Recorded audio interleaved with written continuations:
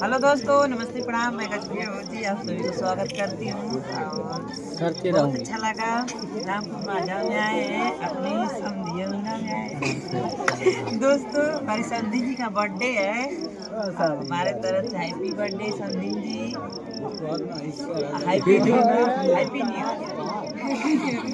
तो हेलो दोस्तों, नमस्ते प्रणाम और महादेव। तो दोस्तों आप लोग देख सकते हैं कि मेरी मम्मी का आज जन्मदिन है और आज बहुत खुशी का दिन है और आज नया साल है और नया साल में मेरी मम्मी का जन्मदिन आ जाए। तो आप लोग से यही अतुव है कि आप लोग मेरे दुआ करिए मेरी मम्मी का जो मतलब उम्र है और भी लंबी हो को और लंबी हो जाए। मम्मी कुछ बोलेगी, मम्मी बोल बोला समधी